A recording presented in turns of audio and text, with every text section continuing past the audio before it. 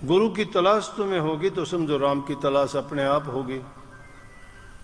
अगर तुम्हारा कोई चीज, मानो कोई आपने पालतू पशु गाय है, भैंस है, आपके घर से निकल गई, आप उसको ढूंढने के लिए जाओगे तो क्या करोगे? उसके पद चिन्हों को देखते हुए जाओगे, इधर से गई है, उधर से गई, यहाँ तक गई, देखोगे नहीं। इसी प्रकार से ये पद चिन्ह खोजने पड़ते हैं, वो निशानियां ढूंढनी पड़ती है। जब गुरु के अधीन हो जाते हैं तो गुरु उसको, शिष्य को अपना जैसा ही बढ़ा देता है। पलटू साहब ने जो बात कही उसमें भेद नहीं रहता, तटक भी, लेश मात्र में भेद नहीं, क्योंकि जो गुण परमात्मा में है वही गुण सतगुरु में भी है। अगर देह रूप में, स्थूल रूप में गुरु को देखना चाहते हो तो सामने होते हैं, लेकिन अगर तुम उनको नूरी रूप को परखना चाहते हो तो गुरु के वचन, उनकी आज्ञा का पालन करते चले जाओ। अपने आप आपको ये पता लगेगा जब आप समझोगे कि गुरु चीज क्या है। अब देखा देखी बनावटी बातें बाहर से तो करते हैं, गुरु गुरु गुरु गुरु, लेकिन अंतर में गुरु नहीं है। गुरु जिनके पास थे उनकी बातें अगर सुनोगे तो हैरान हो जाओगे। वो एक कदम भी उनसे बच के जाना ही उनके लिए, रहना जीना मुश्किल हो गया। उनको अपने घर बार परिवार सब कुछ त्याग दिया। क्यों त्याग दिया? कि दुनिया के जितने भी सामान हैं, जितने भी चीजें हैं, ये चीजें उस प्रेम के सामने या इस गुरु और शिष्य के नाते के बीच में आड़े नहीं आते, उनको रोक नहीं पाते, उनका कोई महत्व नहीं। लेकिन हमारा मन जब संसार की चीजों पर इतना लगा हुआ है, इतना फंसा हुआ है कि जिनको हम छोड़ ही नहीं सकते, बल्कि अपना जीवन ही उन पर न्यौछावर करते हैं। गुरु को तो एक रीति रिवाज के रूप में मानते हैं। गुरु एक रीति रिवाज नहीं है, गुरु एक दिखावा नहीं है। गुरु को हृदय में जब बैठा लेते हो तो फिर आपको कोई किसी प्रकार का भरम नहीं रहना चाहिए। गुरु आपके भ्रमों को दूर गुरु नहीं करता, हमें दूर करने पड़ते हैं। हमारे मन में तो कैसे, जैसा हमारा मन होगा वैसे ही संकल्प और वैसे ही विचार भी उठा लेगा। क्योंकि हमारा हृदय अगर शुद्ध नहीं है तो उसमें अशुद्ध, हृदय में अशुद्ध विचार आएंगे। अशुद्ध होंगे, वो पवित्र चीज में भी अपवित्रता देखेगा, वो पुण्य के कर्म में भी पाप देखेगा, वो अच्छाई में भी बुराई ढूंढ लेगा। अच्छाइयों का ढेर अगर लगा रहे तो भी उनको टिटोड़ेगा कि बुरी चीज कौन सी मिले, क्योंकि उसके हृदय में कपट भरा हुआ है।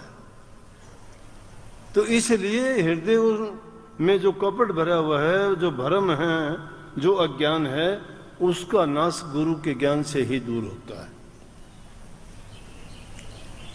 जब गुरु ने ज्ञान दे दिया,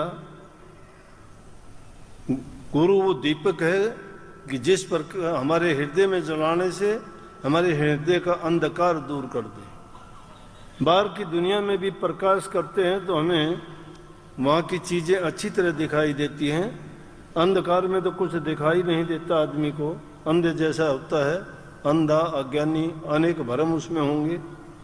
अंधेरे में आपको जो कोई भी अगर ऐसी चीज दिखाई देगी, उस भ्रम में किसी रस्सी को सांप मान लोगे, किसी छोटे से पौधे को भूत मान लोगे, किसी और दूसरे पौधे को इंसान रूप में कुछ न कुछ और चोर समझ लोगे। वो भ्रम है सारे के सारे, अंधकार के कारण, अज्ञान के कारण। लेकिन जब प्रकाश हो गया तो देखोगे कि ना वो तो रस्सी थी, सांप नहीं है। वो पौधा जो तुम्हें इंसान दिखाई देता था वो तो पौधा है, इंसान नहीं है। और कोई चीज अंधेरे में जो तुम्हें किसी भी रूप में दिखाई देती थी तो वास्तविकता में वो नहीं है। इसी प्रकार से हमारे हृदय में भी अनेकों प्रकार के संकल्प विकल्प जो उठते हैं वही भ्रम है। और जब गुरु ने नाम रूपी ज्योति जब हृदय में जगा दी है और उस ज्योति के प्रकाश से हमारे हृदय का अज्ञान जब दूर भाग गया है तो समझो गुरु ने शिष्य को अपने जैसा ही बना दिया है। कीट नहीं जानता कि उसने उसको कैसे बना दिया। एक भृंगी नाम का कीड़ा होता है, उसको गुरु मानो। भृंग गुरु भी कह देते हैं। गुरुओं की श्रेणी की जब व्याख्या करते हैं तो 4 प्रकार के गुरु जो बताते हैं उनमें से एक भृंग गुरु को भी मानते हैं कि भृंगी जैसा गुरु में होना चाहिए। वो भृंगी किसी ऐसा कीड़ा होता है, कहीं भी जाता है किसी दूसरे कीड़े को उसका अपना नहीं होता, डंक मारता है उसको बेहोश कर देता है और बेहोश करके ले आके मिट्टी के घरोंडे में बंद कर देता है। और बंद करने के बाद में वो अपनी आवाज़ सुनाता रहता है, भैं भैं भैं, उसके चारों तरफ घूमता रहता है। और उसको यही शब्द सुनाते सुनाते वो जब होश में आता है तो उस भृंगी की तरह से ही उसका आकार बन जाता है, भृंगी की तरह से ही बोलना शुरू कर देता है, उसी की तरह से वो रहता है। घरोंडे को फोड़ के बाहर आ जाता है, वो भृंगी बन जाता है। कीड़ा था वो अलग जाति थी उसकी, लेकिन भृंग ने उसको अपने जैसा बना दिया, इसलिए गुरु को उस भृंगी के समान माना है। ये संसारी जीव जो हैं ये अपने विचारों के कारण अलग दिखाई देते हैं क्योंकि प्रभु के प्रति इनकी आस्था नहीं है।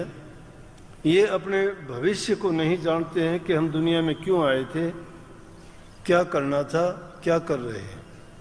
लेकिन गुरु के पास जब जाते हो गुरु ही तो समझाता है, यही तो भूली हुई वस्तु है जो बताते हैं।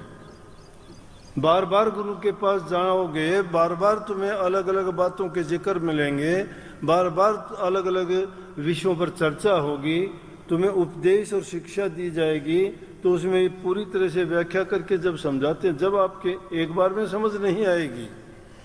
लेकिन जिसको जिस चीज़ की तलाश होगी और उसको जिस भी वाणी में जिस सत्संग में वह चीज़ मिल जाएगी वो गीत गाता फिरेगा, बोला क्या वो हो, ये बात तो पता ही नहीं था, ये बात तो मेरे मन की कह दी, मैं तो बहुत दिन से इसको जानता ही नहीं था क्या था, क्योंकि हमने ध्यान उस दिन दिया। वो बात तो अनेकों बार सुनी होगी, लेकिन अनसुनी क्यों कर देते हैं कि इन चीज़ों में रस बहुत कम है। दुनिया की जो चीज़ें हैं वो इंद्रियों के जो द्वार है उन पर बैठ के हम उन चीज़ों का रस लेते हैं, वो हमें अच्छी लगती हैं। स्थूल चीज़ें स्थूल शरीर के लिए हैं, हम अंदर में तो हैं नहीं, अंदर गए नहीं, बाहर की चीज़, बाहर की इंद्रियों के, बाहर के स्वाद और रसों में फंसे हुए हैं, वही हमें अच्छे लगते हैं। लेकिन जो आत्मा आनंद है उसको इन चीज़ों में आनंद नहीं मिलता, वो नहीं चाहती।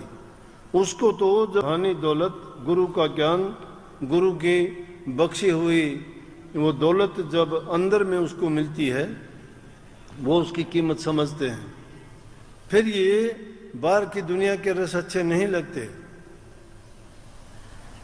फिर वो इन चीज़ों से बरी हो जाता है तो वो चीज़ समझ में आती है।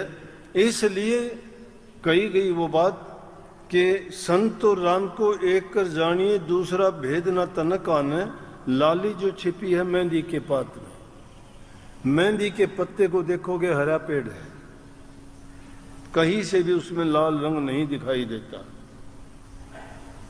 तोड़ के देखो, लेकिन उसी पत्ते को सुखा के, रगड़ के, पीस के, पानी में मिला कर जब हाथ पे लगाते हो तो रंग उसमें लाल होता है।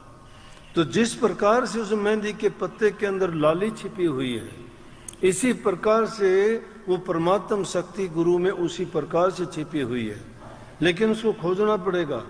और उसी तरह से दूध में घी है,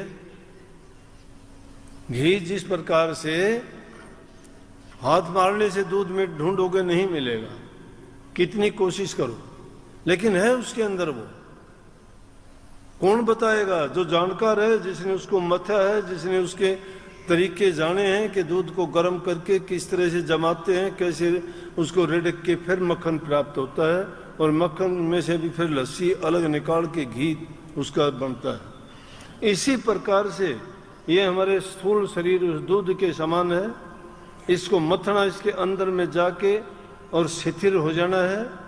जो नाम रूपी इसके जामन लगाया जाता है, उसके जमने के बाद नाम के सुमन से जितना इसका मंथन किया जाए, मंथन करते रहोगे, सूक्ष्मता में चले जाओगे। और सूक्ष्मता में जाने के बाद में जो तुम्हें वो ज्ञान प्राप्त होगा, वो ज्ञान वास्तविकता है।